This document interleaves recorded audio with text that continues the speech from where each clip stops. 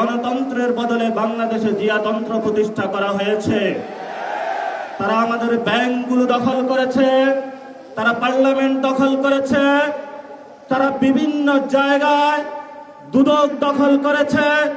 সন্ত্রাসী কায়দায় 11 দলীয় জোটের যারা নেতৃবৃন্দ তাদের বাসায় হামলা চালাচ্ছে। জনগণের যে অধিকার রয়েছে, যেই ভিত্তিতে জনগণ ভোট দিয়েছিল, জনগণের হাতে এখন বালতি ধরিয়ে দিয়েছে, রাস্তায় সিরিয়াল ধরিয়ে দিয়েছে। আমরা যেখানে নিশ্চিত চেয়েছিলাম বাংলাদেশের মানুষ, ব্যবসায়ীরা নিরাপদ থাকবে, আজকে একজন ব্যবসায়ী আমাকে বলছেন 6টার পরে হলো দোকানে কাস্টমার আসে, 6টার পরে হলো সরকার আমার দোকান বন্ধ করে দিয়েছে। পেট্রোল পাম্পের সামনে গিয়েছি, একজন পাঠা উবার চালক আমাকে বলছেন আমি এই বাইক চালিয়ে হলো টাকা ইনকাম করে আমার সেই গ্রামে বাচ্চাকে পাঠিয়ে থাকি, সারাদিন সিরিয়াল ধরে থাকি। যখন এই পেট্রোল পাম্পের সামনে যাই বলা হয় যে তেল নাই, আবার সন্ধ্যায় সিরিয়াল ধরি, আবার বলে তেল নাই। তাহলে আমি সংসারটা চালাবো কিভাবে?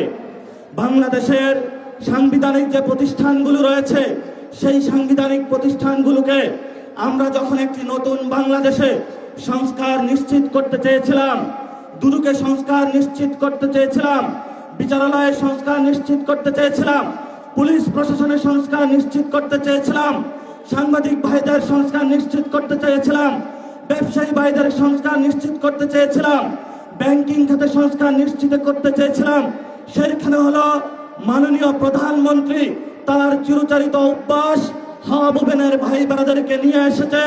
কাউকে দুদুকে বসিয়েছে, কাউকে বাংলাদেশ ব্যাংকে বসিয়েছে, কাউকে বিচারালয়ে বসিয়েছে, কাউকে হলো পুলিশ প্রশাসনে বসিয়েছে, কাউকে হলো পার্লামেন্টে নিজে মুখ বন্ধ করে তাকে হলো তার গ্রিন কার্ড দিয়ে বলেছে তুমি যা ইচ্ছা বাংলাদেশের মানুষের সাথে গাদ্দারি করতে পারো, তোমাকে আমি গ্রিন কার্ড দিয়ে দিলাম।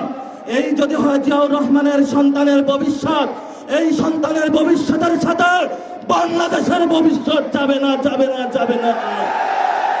বাংলাদেশের ভবিষ্যৎ যাবে উসমান আলীর পথে, বাংলাদেশের শান্তির পথ যাবে আমাদের 71-এর শহীদদের পথে, বাংলাদেশের ভবিষ্যৎ যাবে 24-এর গণ অভ্যুত্থানের শহীদদের পথে। যদি এই পথকে বাধা হয়ে দাঁড়ায়, আমরা তাদেরকে প্রতিরোধ করতে প্রস্তুত আছি ইনশাআল্লাহ। আমরা সেই দিন শাহবাগে দাঁড়িয়েছিলাম, সরকারকে আলটিমেট দিয়েছিলাম আমরা কালকে কাউরান বাজার যাচ্ছি, এর পরের দিন ফার্মগেট যাচ্ছি, এর পরের দিন গণভবন যাচ্ছি। সরকার কর্ণপাত করে নাই। আজকে আমরা পল্টন মোড়ে দাঁড়িয়েছি। আপনাদের জানাশোনা থাকার কথা, ইলেকশনের পরে আমাদের 11 দলীয় জোটের প্রথম প্রোগ্রাম বাইতুল মোকাররমে হয়েছিল। আজকে আমরা আরেকটু এগিয়ে সেখানে প্রোগ্রাম করেছি।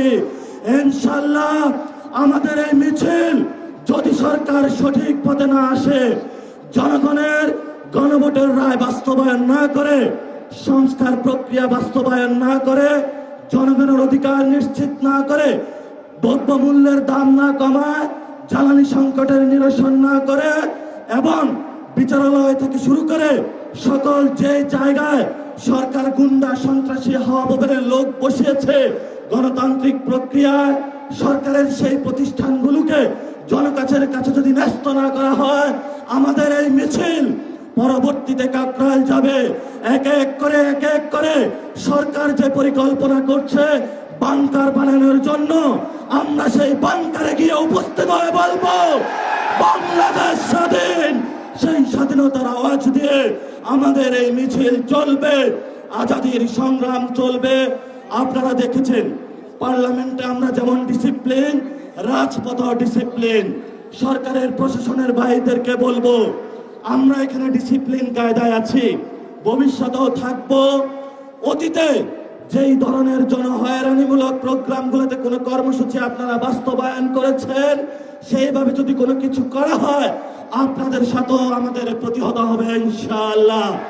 আপনারা আমাদের ভাই যারা মিডিয়া পাড়ায় আছে, যে আমরা জানি আপনাদের যারা মালিকবৃন্দ রয়েছেন অনেক জায়গায় গিয়ে তারা তাদের আত্মসমর্পণ করেছেন, কিন্তু যারা সাংবাদিক ভাইরা যারা আপনারা আজকে এখানে ক্যামেরা ধরে আছেন, যারা রিপোর্টিং করছেন, যারা স্টাফ রিপোর্টার আছেন, যারা বিভিন্ন নিয়োগে এক্সিকিউটিভ পদে আছেন, আপনারা কিন্তু কারো কাছে মাথা বিক্রি করেন না, এটা আমরা জানি। আপনারা শহীদদের পথে আছেন, আপনারা আহতদের পথে আছেন, আপনাদের লড়াই জারি থাকবে। সচিবালয়ে যারা আছেন, আপনারা রাজপথে যে মানুষগুলো যুদ্ধে অবতীর্ণ হয়েছে, এবার তাদের সাথে থাকবেন। সাথে সাথে যেই ব্যবসায়ীরা গুলশান অফিসে সিরিয়াল দিয়েছিলেন, এখন আমাদের কাছে এসে কান্না করছেন, কান্না তখনই আমরা শুনবো যেদিন আপনারা গুলশান অফিসে লাইন বন্ধ করে জনগণের কাছে আসবেন, তবেই আমরা আপনাদের ওই দিন কথা শুনবো। তারেক রহমানের কাছে আপনারা বর্গা দিয়েছেন, সকল প্রোডাক্ট কিন্তু তারেক রহমান কিনতে পারবে না। যদি কনজিউমার বলেন, কনজিউমার কিন্তু আমরা। যদি ভবিষ্যৎ আপনাদের নিরাপত্তা নিশ্চিত করতে হয়, নিরাপত্তা নিশ্চিত কিন্তু আমরাই করব।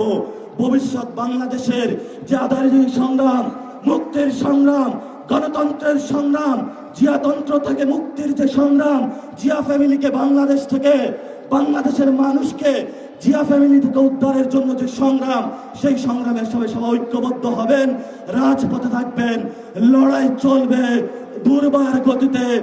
আসছে ফাগুনে, বসন্ততে, আগামীর দিনগুলোতে দ্বিগুণ, তিনগুণ, চতুর্গুণ হয়ে ইনশাআল্লাহ আমরা